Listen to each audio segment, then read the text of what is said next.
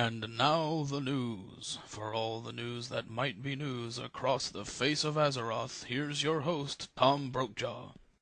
Good evening, ladies and gentlemen, and welcome to the somewhat hard-hitting, not quite award-winning show that gives you the stupid news because no one else will. As you can see, for this episode we have gone on location to beautiful Silvermoon City, home of our newest allies and brothers-in-arms, the Blood Elves. Long lost to the likes of myth and legend, these people have once again entered into the world's eyes to fight for, well, whatever it is we're fighting for these days. We'd like to give you a little tour, because God knows without a mage it's hard enough to get here. So let's take a look around at some of the more unique and interesting parts of this fascinating metropolis. Here you can see the three leaders of Silvermoon City. I don't actually know what their names are because I'm not that good of a journalist. One of the first things you will notice in this city is the street signs. Whoa, that's cool. The next thing you will probably notice is the curtains. Silvermoon City has lots and lots of curtains. I might ask what the elves are trying to hide, except all the curtains are see-through. Much like the t-shirts in a wet t-shirt contest, I have to ask, what's the point? There are so many damn curtains here, it reminds me of my wife's obsession with drapes. Speaking of my wife, here's something you will never ever see her doing. I'll be sleeping on the couch for that one tonight, but it was worth it. As you can see, the brooms here are controlled magically. It seems a bit creepy at first, but you get used to it. Just make sure you get out of the way, otherwise you could get a broom handle in a very uncomfortable place. And now Hey, what's going on? What the hell is wrong? Hey, are you guys in the video truck drinking again? You know we're live. What? Oh, God, no. Not this schmuck again. I can't believe this. You jerks are gonna drive me to drink. Well, drink more. You know what? Screw it. I'm doing it this time. Oh, look at me. I'm Copernicus Dorkelstein. I have no jaw and talk like a retarded monkey on downers.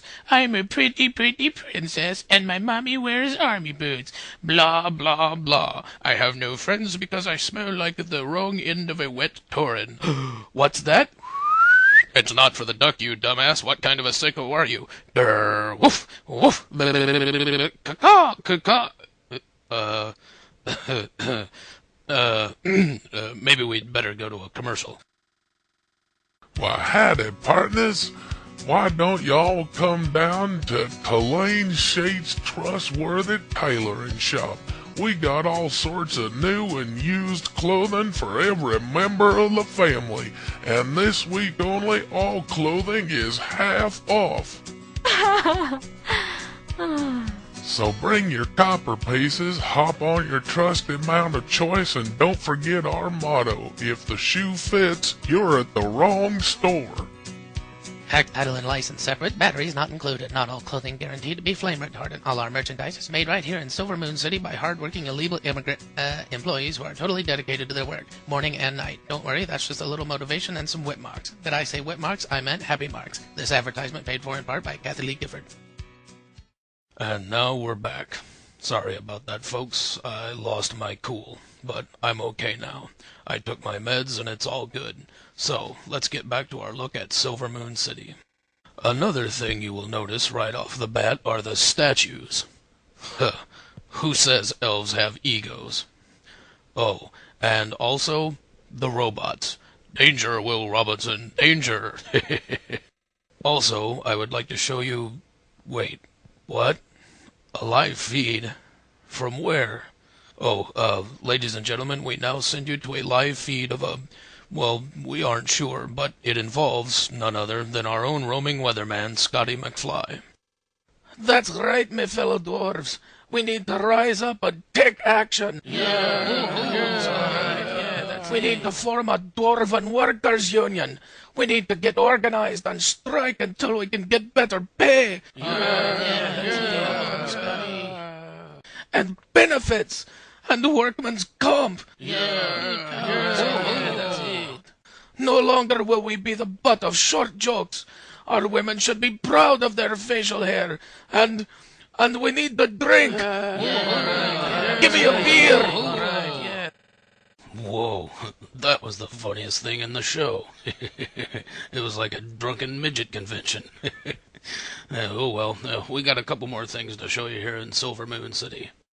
I tried to get into the local culture, participate in some local rituals and customs. When they told me to hold still, this is not what I had in mind. I may look all calm and collected, but on the inside I'm thinking, ah! I saw my life flash before my eyes, and it was depressing. You know, with the bows and arrows and all the curtains and trees and psychedelic street signs and stuff, I couldn't help but wonder what kind of people these blood elves were. Then I saw the floating flower baskets and the bunnies. Then I knew exactly what they were. Hippies. Upon asking a local about my assumptions, I knew it was time for me to go. The only answer I got to my question was, "Do not loiter." huh. Well, he was just lucky I didn't litter. Salama ashalanore. Yeah. Shamalama ding dong to you too, man. And on that note, we prepare to leave you tonight with another engrossing piece of investigative reporting by Sally Heartstrings. Sally? Good evening, folks. I'm here to ask you a question. Have you ever been the victim of a scam? A well-laid-out plan to rob you of your hard-earned gold? Have you ever seen an ad like this before? A commercial or perhaps a magazine ad page? A small story about the poor and hungry children and orphans across the world? A carefully explained scenario in which you can send money to a needy child to help them through this terrible time of war? Am I asking too many questions? Well, if the answer to any of these questions is yes, then you will be interested to know what And Now the News' research department has found out. All of these ads are a fake.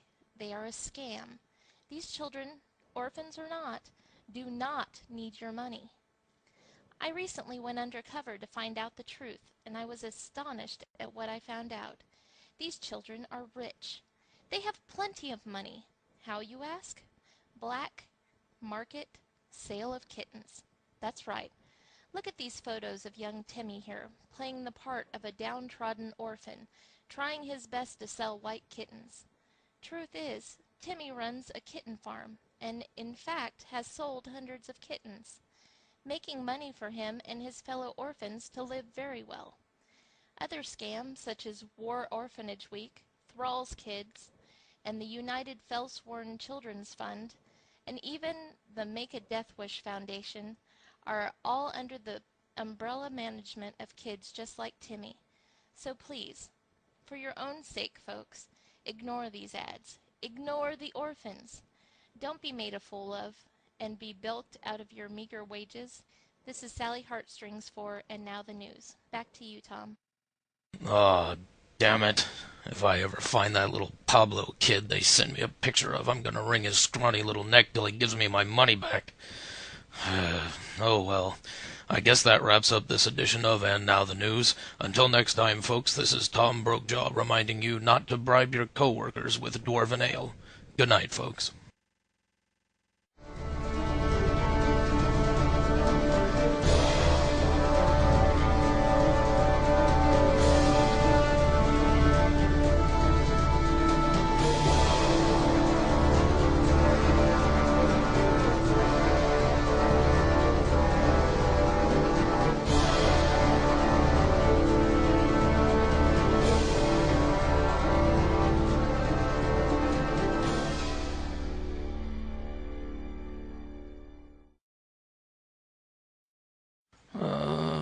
I ran out of money and stopped buying rounds. And everybody up and leaves. Cheap bastards.